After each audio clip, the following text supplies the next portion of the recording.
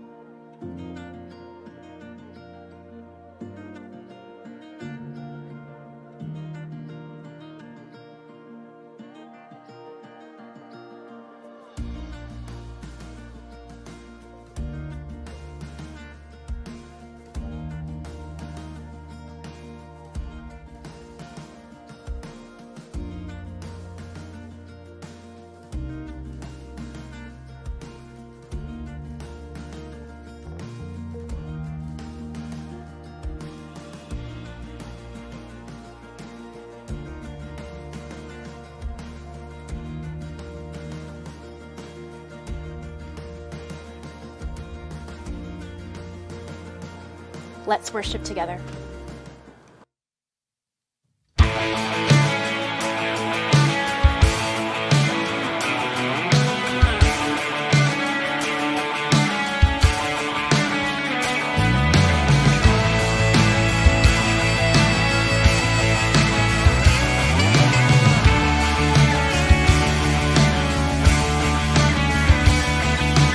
Praise be a weapon that silences the enemy.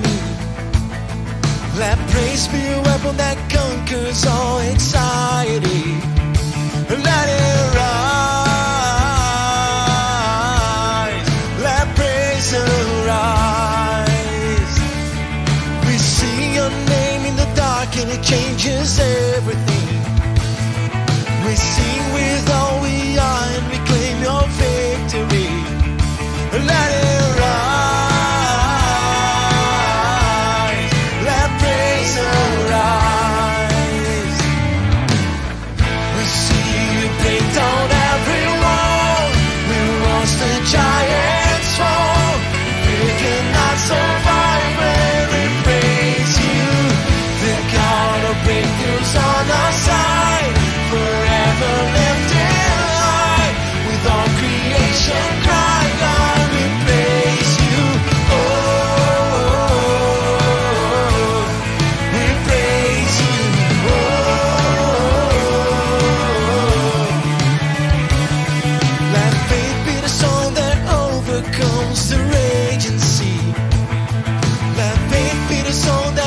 The storm inside of me, let it rise, let faith arise. We see you break down every wall. We watch the giants fall. They cannot survive when we praise you. The God of breakthroughs on our side, forever lifted. All creation cry, God, we praise you. Oh,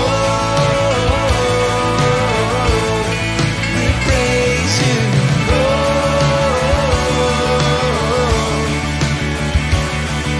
this is what living looks like. This is what freedom feels like. This is what heaven sounds like. We praise you, we praise you. This is what living looks like. This is what freedom feels like. This is what heaven sounds like. We praise you, we praise you. This is what living looks like. This is what freedom feels like. This is what heaven sounds like. We praise you, we praise you. This is what living looks like.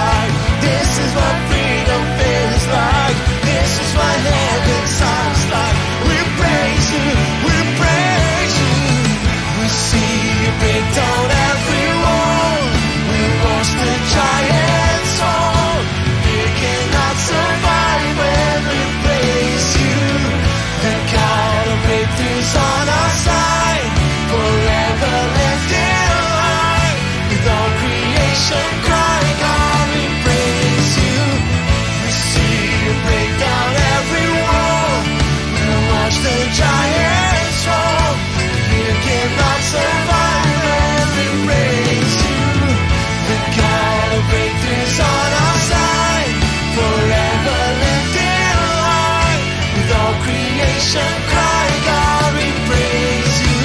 Oh, we praise you. Oh, we praise you. Oh, we praise you. Oh, we praise you.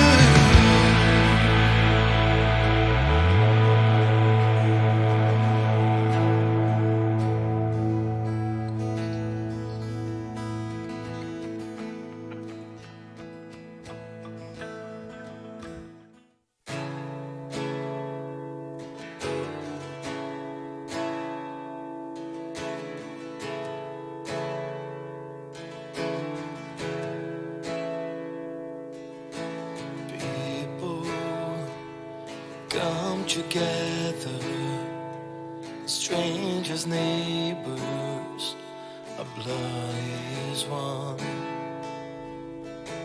Children of generations, of every nation, of kingdom come. So don't let your heart be troubled.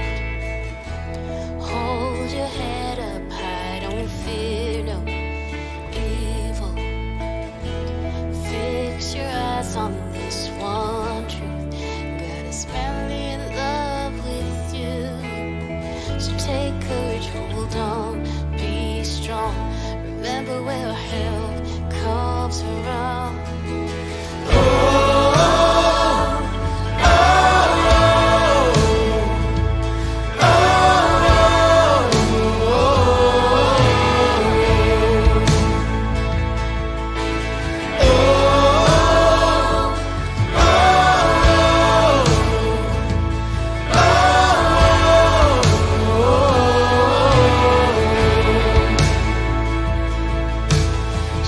Jesus, our redemption, our salvation is in His blood. Jesus, light of heaven, friends forever, His kingdom come. So don't let your heart be troubled. Hold your head up high, don't fear no evil. Fix your eyes on this one truth. God is madly in love with you. So take courage, hold on, be strong. Remember where our help comes from. Oh, oh,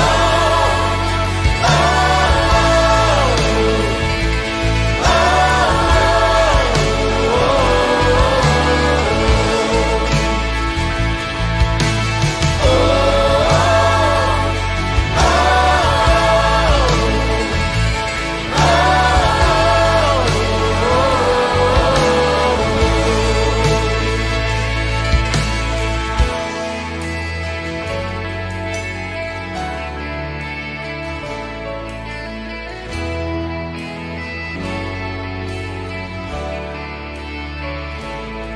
Swing wide, all you heavens. Let the praise go up as the walls come down. All creation, everything with breath, repeat the sound. All His children, clean hands, pure heart, good grace, good God. His name is Jesus. swing wide, all you heavens, let the praise go up as the walls come down. All creation, everything with breath, repeat the sound. All His children, clean hands, pure hearts, good grace, good God. His name is Jesus. Swing wide, all you heavens, let the praise go up as the walls come down. All creation, everything with breath, repeat the sound.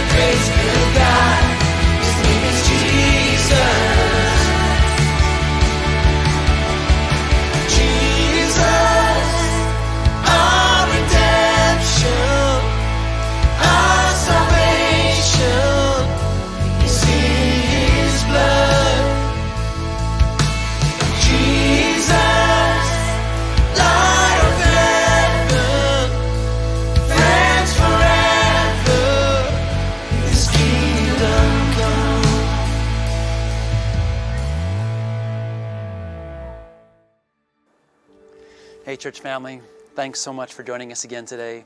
2 years ago I began memorizing Isaiah 40, and I actually still review it more or less every month because it is such a powerful vision of God and an attempt by the great prophet to describe the one who is indescribable. Now, I love the whole chapter, but there are 4 verses right in the middle of the text that I have spent a disproportionate time returning to and reviewing, just because it speaks so much to my heart in these ongoing days of chronic crisis and disruption and uncertainty. Now, the subtitle in my Bible says, right before these verses, "The Lord has no equal." So in verses 12 to 15 it says, "Who else has held the oceans in his hand? Who has measured off the heavens with his fingers? Who knows the weight of the earth, or has weighed the mountains and hills on a scale? Who is able to advise the Spirit of the Lord? Who knows enough to give him advice or teach him? Has the Lord ever needed anyone's advice? Does he need instruction about what is good? Did someone teach him what is right or show him the path of justice? No. For all the nations of the world are but a drop in the bucket. They are nothing more than dust on the scales. He picks up the whole earth as though it were a grain of sand. Indeed, the Lord has no equal." Now, if you've been paying attention in any way to what's being expressed in social media or in the news in these days, you will know that many people are convinced that they have good advice to share. Many who feel remarkably confident that they are well equipped to advise others on any number of issues. And no doubt that's true in some cases. But you know what? The Lord has no equal. He does not require anyone's advice. He does not need instruction about what is good or just or right. And he is bringing about his good and just and right purposes on the earth.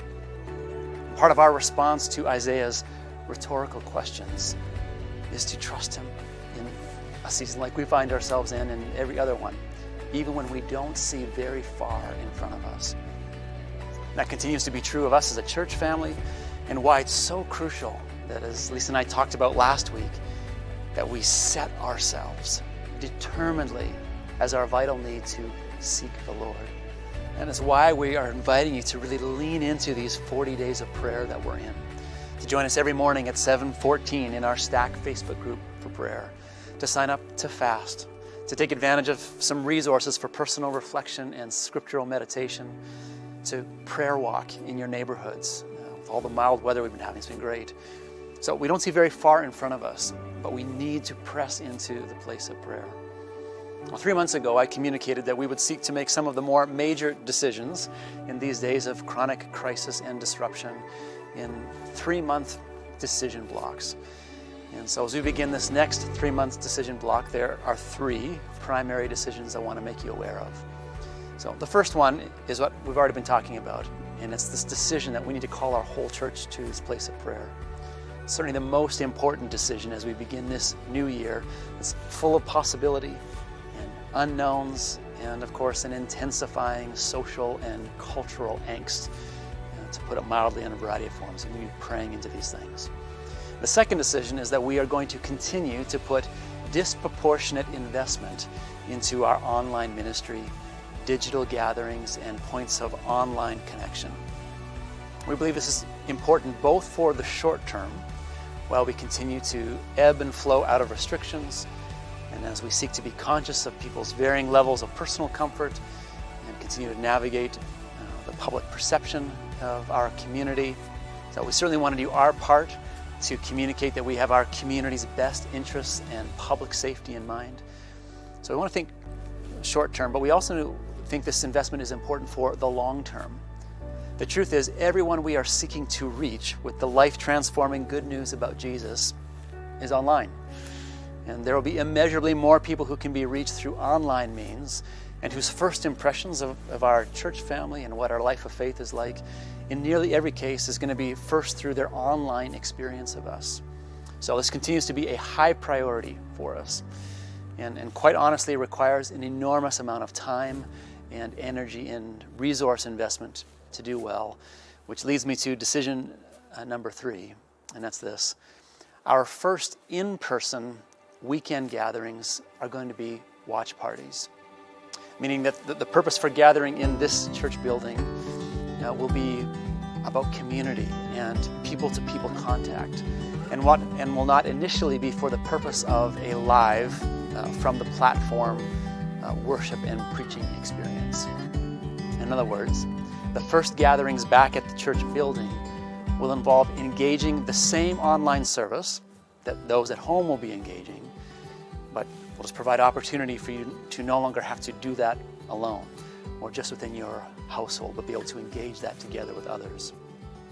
Just as online ministry has never been more important as it is in these days, we also recognize that after 10 months of varying kinds of gathering restrictions and the heavy toll that this has taken on people's mental and emotional health, opportunities to gather in person have also never been more important. So now that we have a functioning parking lot, and given some of the progress we've been able to make in some of our online structures, we are eager to explore how we might facilitate some in-person opportunities for public worship, and to do so in a manner that will enable our staff to keep from burning out, while enabling us to begin having larger groups of people in our building, managing all the sanitization protocols, orienting people to our new parking lot, learning the new flow of how to get in and out of this building, raising up sufficient volunteers to make this all possible, and stewarding the financial resources we are entrusted with as wisely as we can, given that, quite honestly, it costs more money to do both online and in-person ministry well. And given the fragile nature of gathering restrictions and how often they change, we also want to be nimble and maintain as much flexibility as possible to enable us to adapt easily to the changing gathering restrictions. So we're going to start to facilitate in-person opportunities to gather together to engage the digital worship service as government restrictions and also as the wise stewardship of our financial and staffing capacity allow us to do so. At this point, we don't have an exact date, but we are preparing for this to be offered in this current 3-month stretch. Now, of course, the intention will be to facilitate live worship experiences in this building and in the new building, which we're excited about. But as we look ahead to the next 3 months, watch parties, which really hopefully are more than just watching, they're about engaging, will be an interim step. So we'll see how that goes for the first few weeks, and then we'll continue to make small adaptations towards a hybrid experience as we're able to. So a few other things just to make you aware of that are coming up in the next 3 months.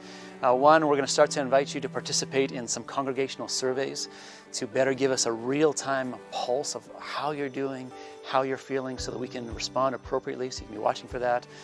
At the culmination of this 40 days of prayer on the last Sunday of this 40 days, on February 7th, we want to invite you to join us for another online version of the River, which we're excited about. The River is just an extended worship and prayer event. Thirdly, sometime between now and Easter, we're going to have another opportunity for you to come on site and see the progress of the inside of our new building. It's such a great time at the parking lot party in October.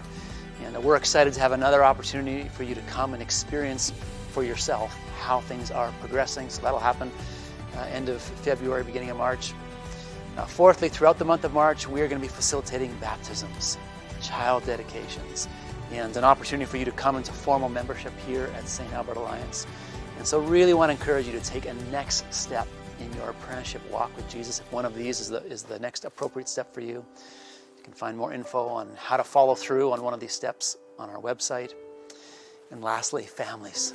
Our Extreme Kids team is working on having Easter take-home kits for you to engage together in the weeks leading up to Easter.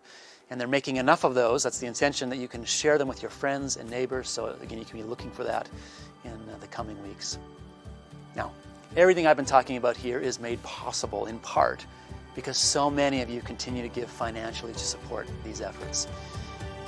As I've alluded to, our financial obligations are going to see a pretty meaningful increase in 2021 as we seek to facilitate both online and in-person experiences. So again, I just want to thank you in advance for your faithful participation with us in this.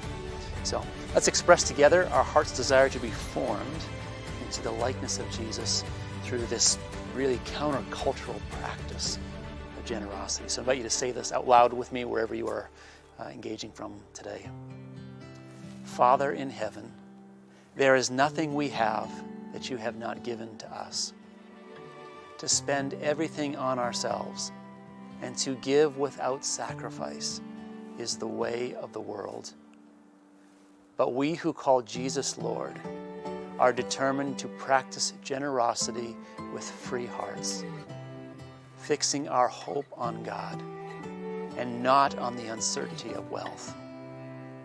We desire to be rich in good deeds and willing to share all that we have.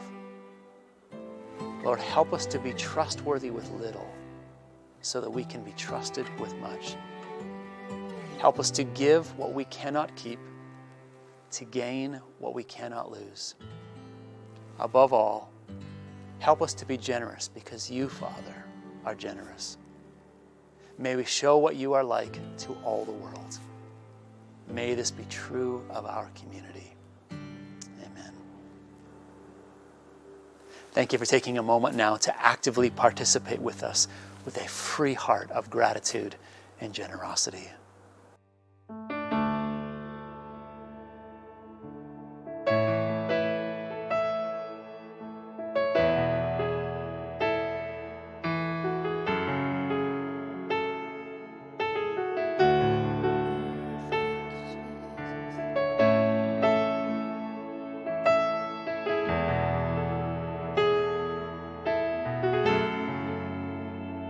You are here, moving in our midst. I worship you, I worship you. You are here, working in this place. I worship you, I worship you. You are here, moving in our midst. I worship you, I worship you. You are here, working in this place. I worship you, I worship you. You are Waymaker, miracle worker, promise keeper, light in the darkness. My God, that is who you are. You are Waymaker, miracle worker, promise keeper, light in the darkness. My God, that is who you are. You are here, touching every heart. I worship you, I worship you.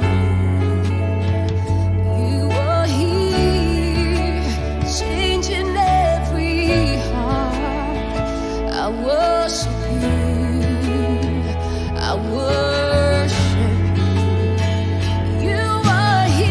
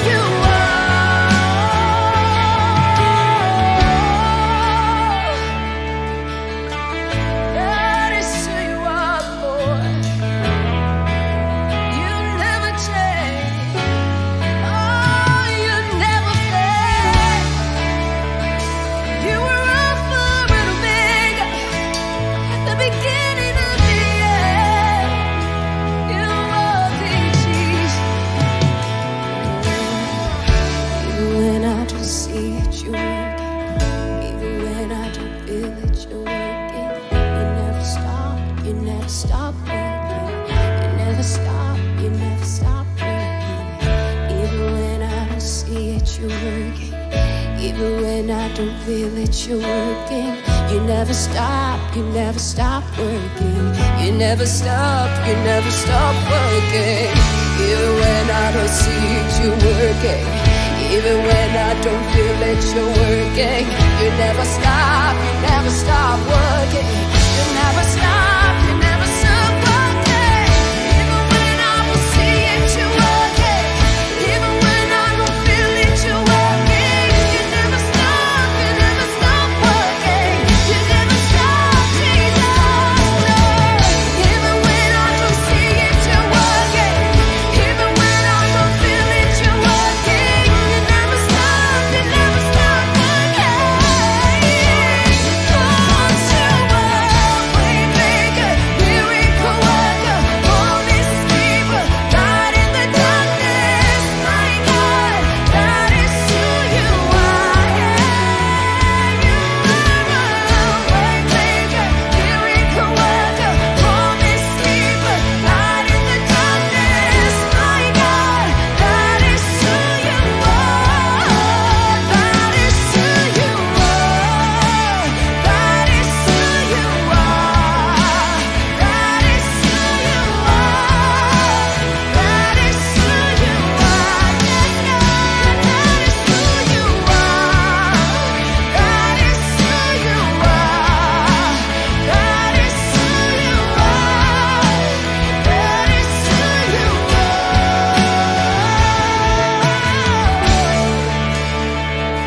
I know I can face tomorrow because you lead.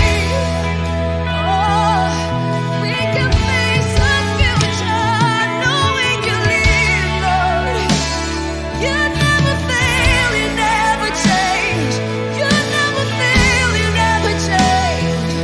Oh, you never change, Jesus. You never fail, Jesus. We worship you. We give you praise. We adore your holy name. We adore your holy name. That is who you are.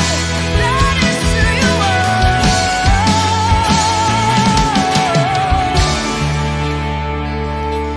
That is who you are.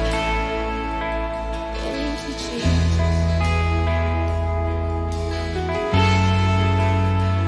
'Cause you are Waymaker, miracle worker, promise keeper, light in the darkness, my God, that is who you are. You are Waymaker, miracle worker, promise keeper, light in the darkness, my God, that is who you are. Thank you, Jesus.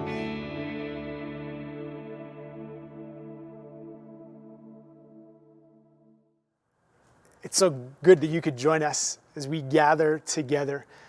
Have you made New Year's resolutions? Do you still have them intact? I've talked to a few people that have made resolutions related to social media, whether it's limiting time on it, deleting it from their phone, just stopping the scroll. I got a real love-hate relationship with social media. I dislike the divisiveness, the argumentative nature that's there, the things, the articles people post as facts that aren't based on facts, just the way that it seems to create more division in our culture. It's a platform for that. But there are also times where I love it. A week ago, I had a former roommate of mine, a teammate of mine at Bible college, posted a picture of these wood chunks, and they were wood chunks, they were beams that were part of iconic Sparrow Gardens. Sparrow Gardens was the hockey rink at Briarcrest Bible College where we played. It actually wasn't supposed to be a hockey rink. It was built in 1942. It was an airplane hangar. It was part of the Cairn Air Base training pilots during the Second World War. So it wasn't really meant to be a rink. In fact, it was actually too short to be a rink. And so they had to add a metal Quonset on one end of it to extend the length. And it was a little bit narrow because it had to fit between the big posts holding up the roof. So my friend, he posted this picture of the beams from this rink because they tore the rink down in 2009 and replaced it with a fancy new high-tech state-of-the-art facility. But Sparrow Gardens had character. And as he posted this picture, I commented on it, and we traded some barbs back and forth, but it was a great way to remember, to reflect, and share stories about one of my defense partners, Burke Hausch, and how his slap shot always seemed to end up in those very rafters that my roommate was now going to use to build a mantle in his place. It reminded me of all the great stories of our time together, the team that we had as part of the hockey team at the school, the hardships, the trials, the challenges, the victories, the successes, all of that we learned as we grew together as a team. I really think that hockey is one of the best team games there is. One of the things that probably drew me to hockey and grew my love for the game is the fact that it was part of a team, that it was shared with others, and our team really had to learn to work together, to be for one another. We had to understand what it meant to put aside our own ideals and our own wants for the good of the team. And I love that idea of being together and being for one another. Team is actually part of what drew me towards Jesus, towards the church. When I was exploring church and who Jesus was, it was this draw and this call that we were created for something bigger than ourselves. When so much of our culture really points us to be about the I, the me, the mine, the church is called to be something different, is called to be unique. I remember as I was exploring Jesus and even reading through the scriptures, reading through the book of Acts and seeing this story displayed of people being for one another, breaking bread together, sharing meals together, of sharing all that they had, that everyone would be cared for. And it drew me because I think each one of us is created with this inner longing to be part of something bigger than ourselves, to be something beyond just me, just I, just mine. That's what the church is called to being created for. See, we've been created for this relationship with God. Each one of us as individuals, we've been created in the image of God, and we've been created for a relationship with Him, and that's an individual thing. But through that relationship, through that connection, through that being joined together, it means we're being joined together with others. That through that relationship, we've been created for life lived together, to life lived with one another. And that's part of the beauty of the church, is that we get adopted into, as we choose to follow Jesus, that we get adopted into this beautiful picture that is the body, that is the church, that is the community, that is to be for one another, that is to walk alongside and share life together. I know in this season it has seemed real hard to be for one another. Restrictions, physical distancing, the regular routine of seeing people, of just crossing paths with people in the places, in our normal places, in our normal ways, they've all been thrown out the window. And we've all had to do things differently. For many of us, that's created a distance, a disconnect, a feeling like we're not connecting in those relationships. And it's created this sense of loss, this sense of grief, the sense of just being out of sorts, because we were created for a relationship. This COVID season, the season of distancing, the season of being separated, being apart, it's forced us to really think about how we connect with others around us.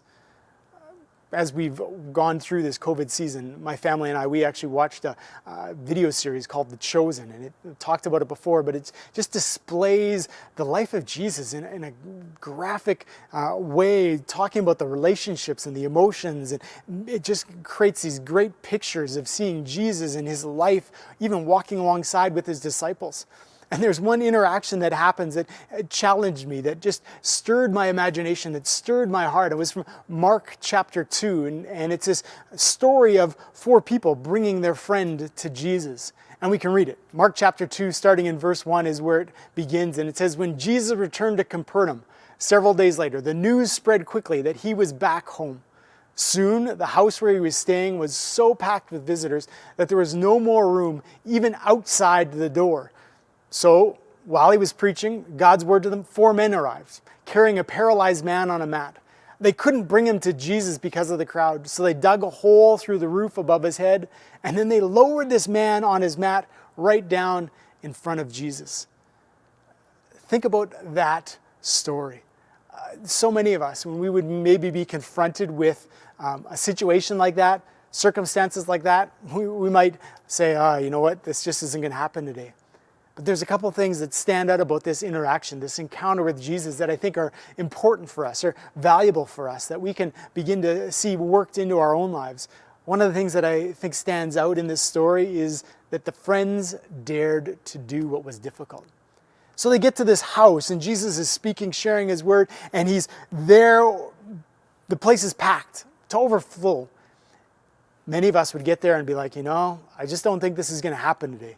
Maybe we come back tomorrow. Maybe we come back earlier tomorrow and get you here first thing. But these friends, they look at the situation and they're like, okay, this is what we're going to do. We're going to take you up on the roof and we're going to tear this roof apart and we're going to drop you right in the middle of this. Now, in the houses and the buildings in those days, the stairs were actually located on the outside of the building. And so the friends had to say, you know what, we're going to do something that seems challenging, that actually is almost impossible, to carry a friend up these stairs, to get him up to the top without dropping him, without putting him over the edge, but to bring him to the top. And then we're actually going to, tear apart this guy's roof. The roof was made of thatch and clay, and they would be replaced frequently just due to weather. But they decided that it was so important for their friend to get to Jesus that they were going to do what seemed impossible. They were going to do what would take them out of normal comfort zones. Can you imagine the stir of the people all gathered in this house trying to listen to Jesus, be attentive and focused on the words he was saying, the life that he was speaking, and all of a sudden the roof starts to fall apart. And these friends are there and they're saying it is so important for us to bring our friend to Jesus because we've heard the stories of who he is and what he's about. The friends dared to do what seemed impossible. See, what challenges me as I read this encounter with Jesus is part of the way that Jesus responds. And we read it in verse 5. It says, seeing their faith, Jesus said to the paralyzed man, my child, your sins are forgiven. Seeing their faith, seeing the faith of these four friends that said, I'm going to do what seems impossible. I'm going to do what seems extraordinary so that my friend can encounter Jesus, so that my friend can meet with the one who could bring healing and wholeness. The question it raises for me, the question it begins to place in front of me is, what does my faith look like when demonstrated on behalf of others? What does my faith look like when demonstrated on behalf of others? Jesus looks at it. He sees their faith, sees the faith of the friends. He didn't say he sees the faith of this man being lowered down through the roof. He saw the faith of the four friends that said, we need our friend to encounter Jesus. What does my faith look like? James talks about it, this picture of, I'll show you my faith through my works, through my actions, through my deeds, through the way I respond. So often we think about this idea of faith, this relationship with Jesus is about us. It's about me. It's about how it forms and shapes me. But the truth is, the fruit of our lives, the fruit of faith, the fruit of our relationship with Jesus is really about what gets lived out with and for others.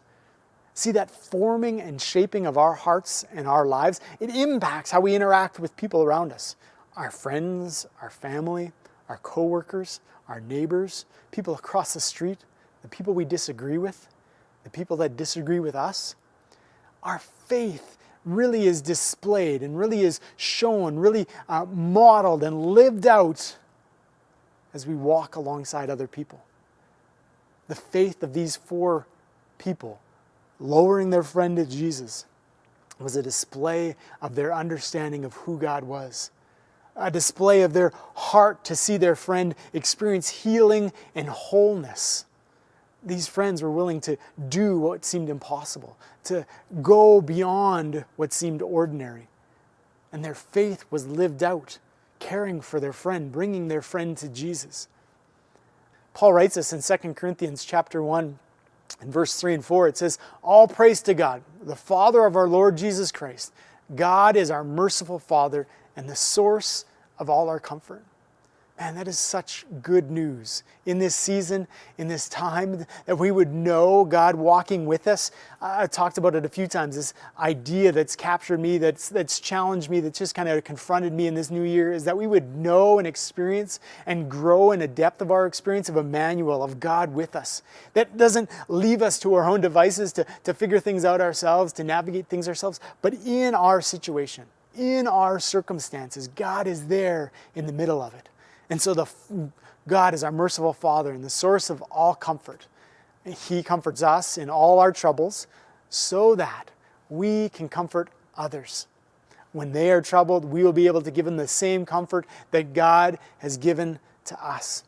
See, that's Christ's work in us.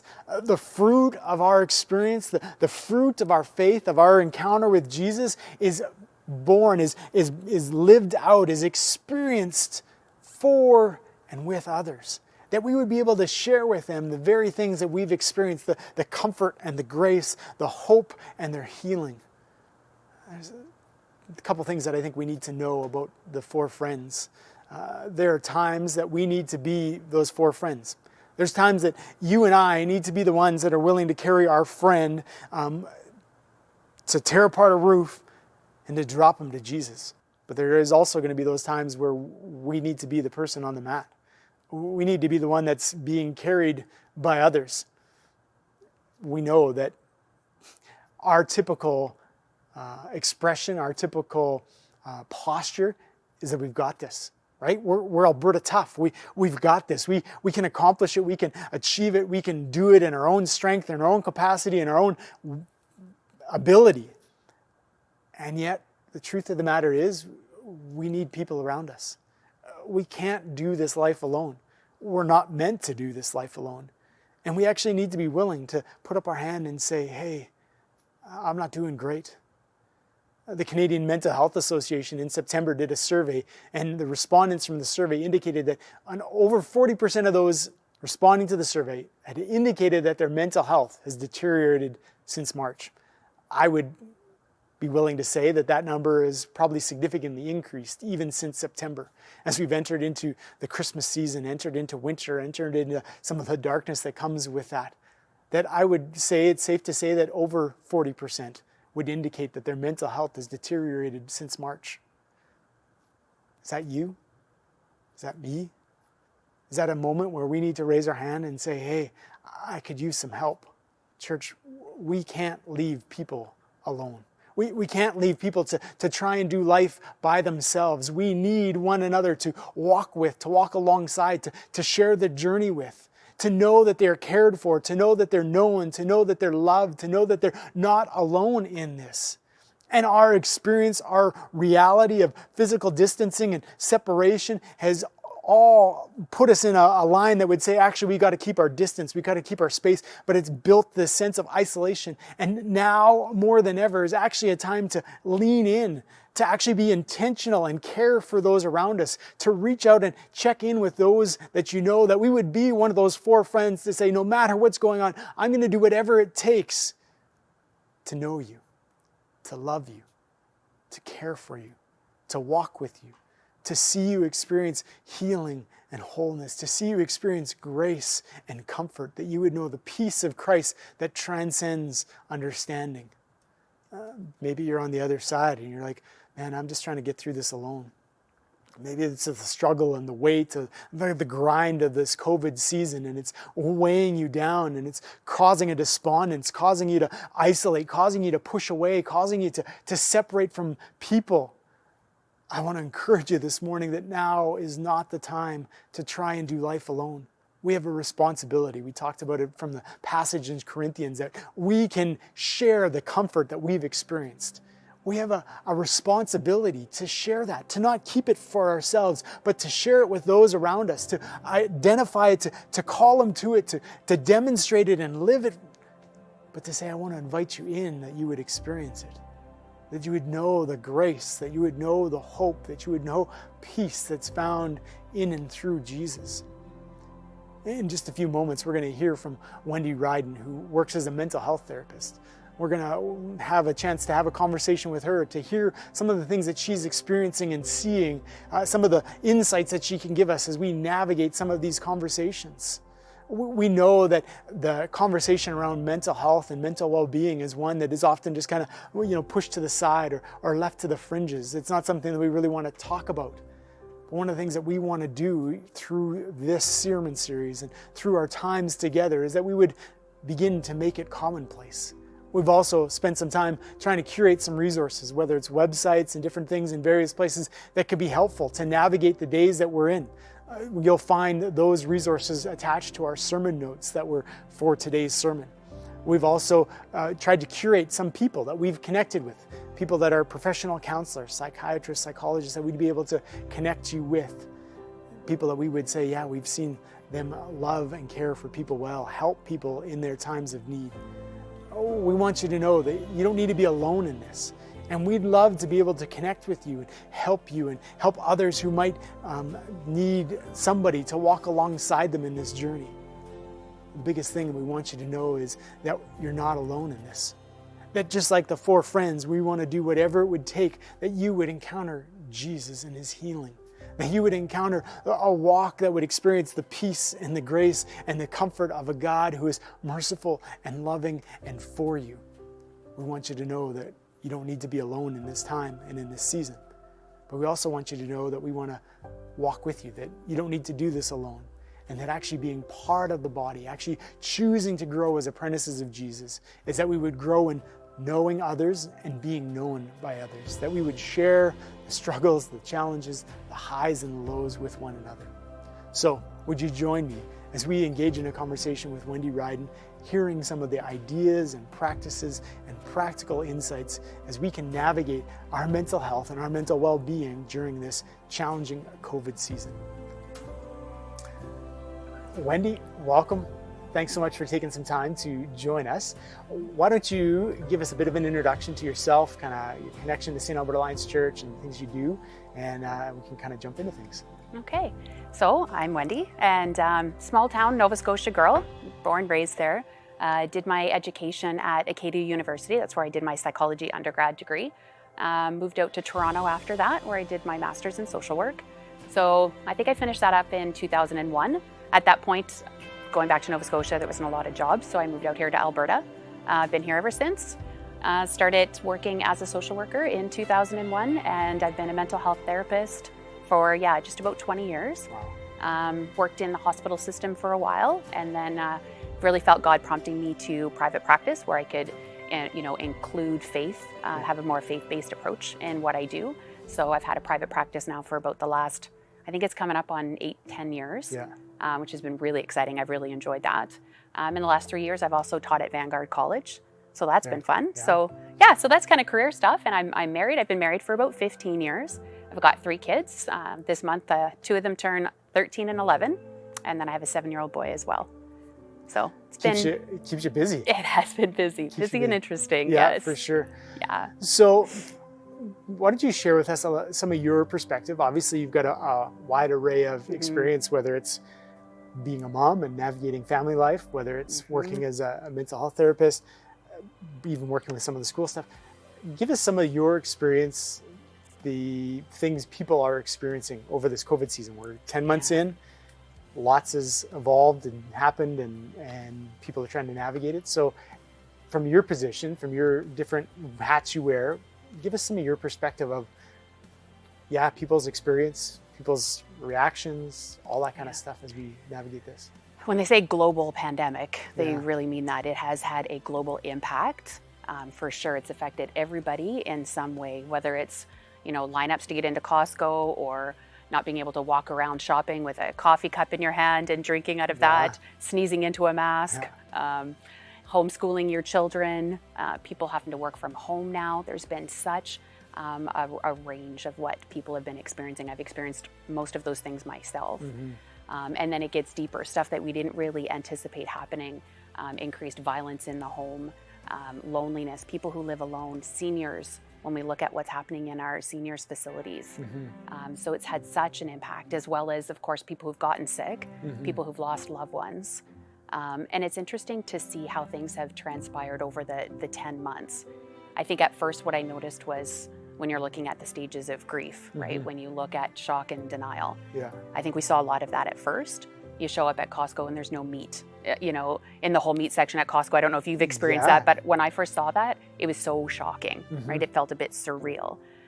So we went from the shock, and then over time, as things have kind of picked up, I see a lot more anger, frustration, irritability. So that's kind of a lot of what I've noticed. And when it comes to people's mental health, I think people who battled with mental health issues prior to the pandemic, I've noticed a pretty significant decrease in their functioning over this time. People are feeling, they're struggling, they're feeling more discouraged, more hopeless, more fear. I see a lot of fear happening. As well as people who are doing well prior to the pandemic, people are really struggling. So when we look at times of stress, we know how bad stress is for our bodies and how it can impact us. And I think I've seen a lot of situations where people that were functioning well are no longer functioning well. What are some of the things that maybe we should be paying attention to in our own lives just to help us self-check our own mental health well-being or mental health state? What are some of those markers, those flags maybe, things that we should be aware of as we look at our own lives as we navigate COVID season? Yeah, I think some of the things to watch for is a change in sort of your personality, a change in things that you're doing, a change in your perspective on life. Because what we tend to see when people start to struggle is we have an increase in hopelessness, or our even just being able to regulate our mood really starts to decrease. There's a lot of irritability. We can be short and prickly with people, losing interest in things that we used to previously enjoy. Now, some of the reason why we're not doing those things is because we can't, right? Because of restrictions. But other things we're not doing because we just don't have motivation, right? So a lack of motivation, a lack of interest in doing those things. Sleep patterns have changed. Our diet has changed. Our ability to get out and exercise, even though we can still do some of those things, the way we do it has changed, which has also decreased people's interest in doing some activity and just having the energy and the motivation to do it. So if you're noticing those things that you're just not as interested anymore, that's a bit of a warning sign. People can start to shut down and isolate, either because we have to or because we're just not reaching out to people because our mood has dropped. So those are other things that we have to watch for. And we know that in times of stress, again, with mental health issues on the rise, suicidality is another thing that we have to be careful of. Suicidality has increased, self-harm. So if you're feeling, you know, like you're wanting to kill yourself or you're wanting to harm yourself, we just have to be able to recognize that and reach out and get the help that we need.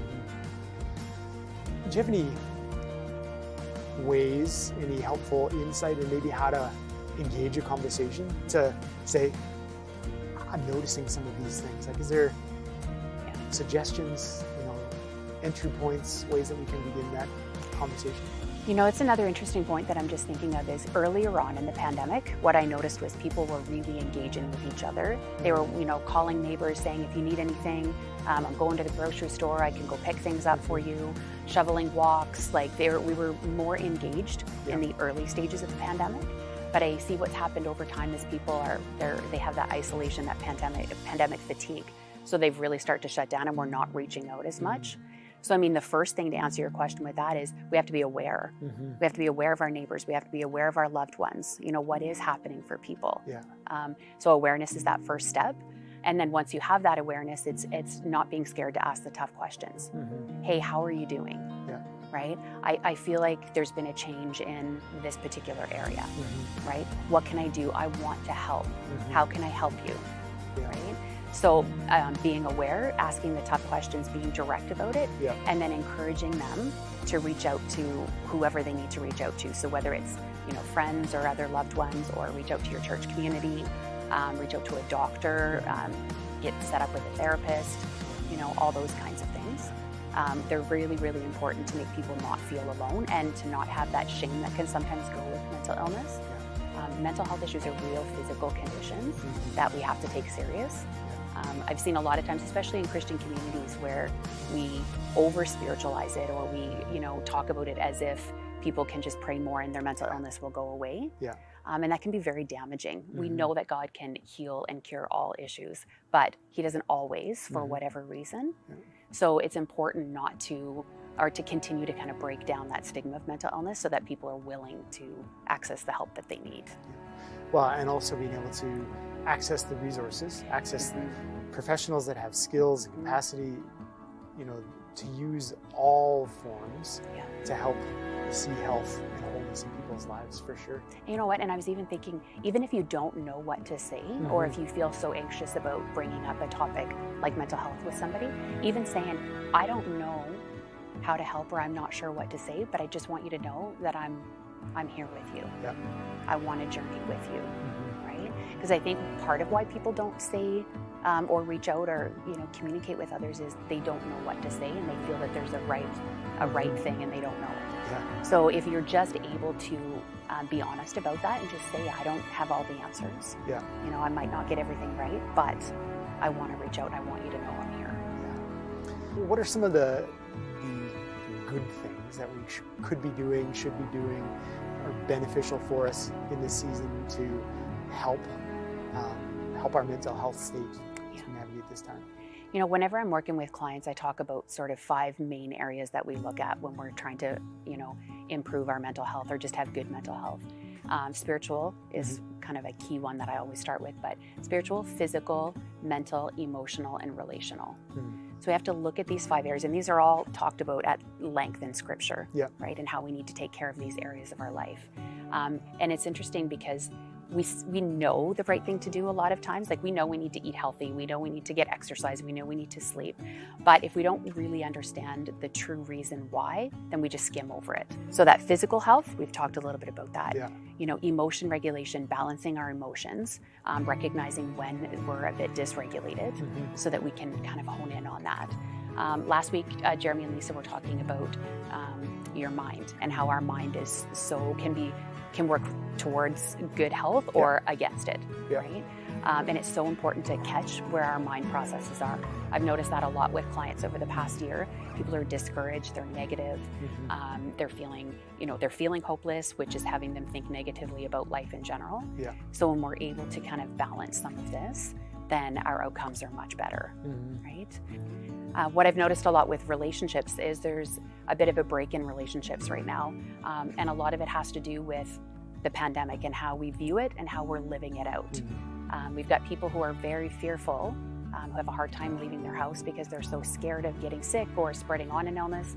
And then we have other people who feel like it's, you know, made up or it's a conspiracy. So we've got such a wide range of how people view it that it's really breaking relationships apart.